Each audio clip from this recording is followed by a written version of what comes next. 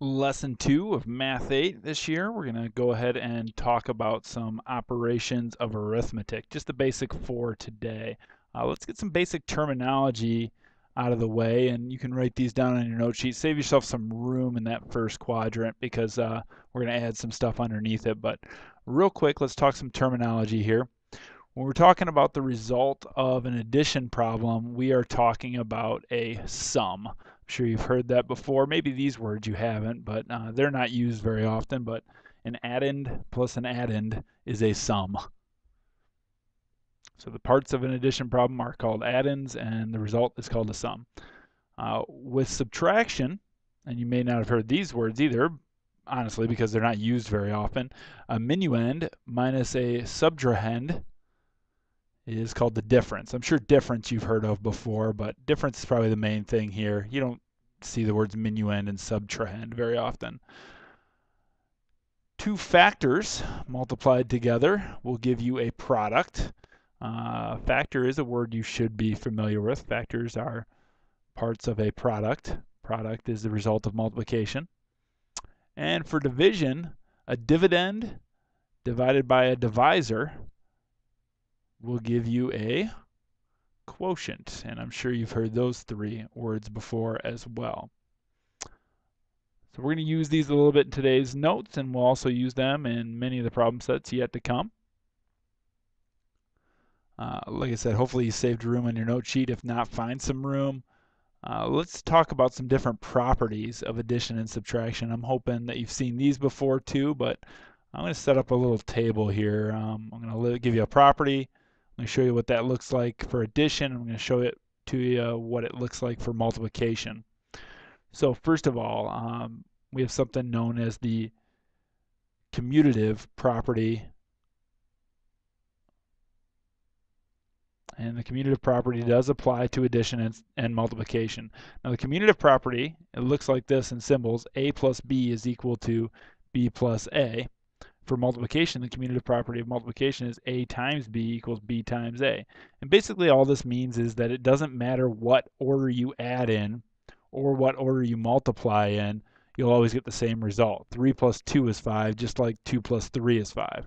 3 times 2 is 6, just like 2 times 3 is also 6. That's called the commutative property of addition and multiplication. Next, we have the associative property,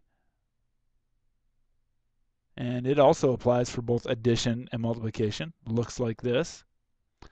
A plus the sum of B and C equals the sum of A and B plus C. Like I said, it also works for multiplication. Okay, all we're basically saying here is that it doesn't matter which way you group parts of an addition problem. If you add B and C first and then add A, or if you add A and B first and then add C, you're still going to get the same result. Same with multiplication. We'll see this with numbers too. Next, we have the identity properties. Now, these are a little bit different. There is an identity property of addition, and there is an identity property of multiplication. For addition, it's A plus 0 equals A. And for multiplication, it's A times 1 equals A. In other words, what can you add to a number so that that number keeps its identity? Nothing. What can you multiply a number by so that the number keeps its identity? Multiply it by 1. Okay, and then lastly, let's talk about the zero property. Now, there is no zero property for addition. You'll see why here in a second. But the zero property for multiplication is that any number times 0 is 0. Okay, there is nothing you can add to a number to get 0, unless you started with 0, but that would be the identity property of addition. Moving on. So let's name each property used here. 4 times 1 equals 4, because that's the identity property of multiplication. Okay.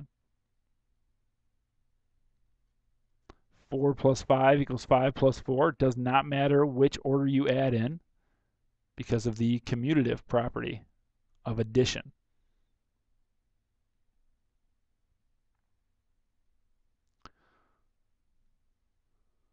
The sum of 8 and 6 added to 4 is the sum of, or is the same as the sum of 6 and 4 added to 8 because of the associative property of addition.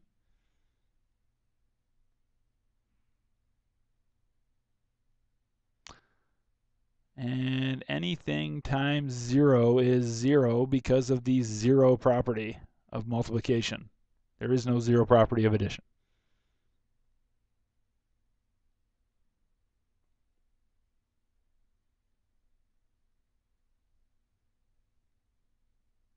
Okay. So let's use some of the terminology we've learned to figure out this problem. What is the difference when the sum of 5 and 7 is subtracted from the product of 5 and 7? Okay, let's break this into parts. Let's start off with the sum of 5 and 7. That means 5 plus 7. And then we're talking about the product of 5 and 7. Product means multiplication, so 5 times 7, which is 35. And for the difference, we have to do sum of 5 and 7 from the product of 5 and 7. So we're actually going to do 35 minus 12 because order is very important here. Final answer is 23. We wouldn't want to do 12 minus 35 because then you'd get negative 23. Which brings us to our next problem. Okay, 36 minus 87 is obviously not a positive number. You're taking away more than you started with, 36. So the easiest way to figure out a problem like this is just to flip the two parts and do 87 minus 36 is 51. So 36 minus 87 must be negative 51. I'm sure you've done that before. All right, Lee simplified the expression 5 times the product of 7 times 8. His work is shown below. What properties of arithmetic did Lee use for steps 1 and 2 of his calculations? So started out with this problem. And then you can see here he flipped the 8 and the 7. So what property is that? That is called the commutative property of multiplication.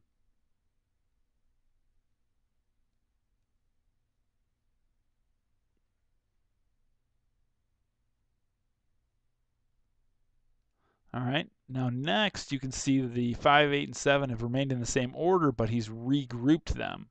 So what property is that? That is the associative property of multiplication.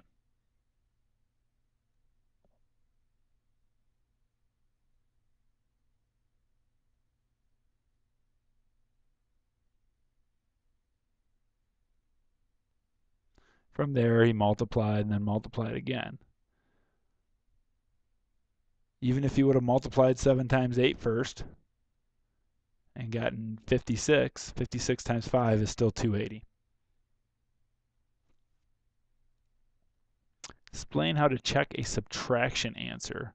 Well, again, going back to that terminology here, to check a subtraction answer, we could add the difference, the result of a subtraction problem,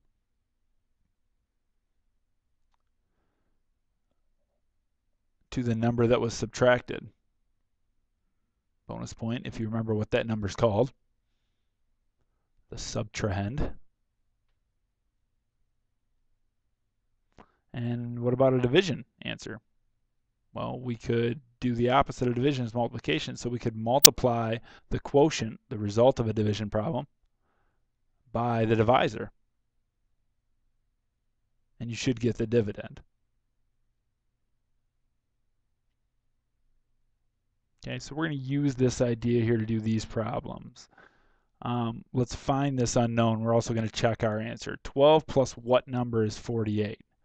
Well, if the result of an addition problem is 48, then we should be able to do 48 minus 12 and get the missing number. 36 should be our answer. Let's check that. 12 plus 36 is 48. So that works. 36 is our answer.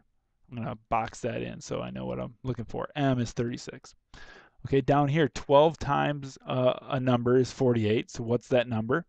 Well, the opposite of this multiplication is division, so we should be able to take 48 and divide it by 12 and get that missing number. Should be 4. Let's check. 12 times 4 Is that 48? Yes, it is. So again, put a box around 4 because that's the missing number. That's the unknown. All right, 10 minutes on the button today. We'll see you tomorrow, and we'll practice some of these properties and use this terminology some more. See you tomorrow.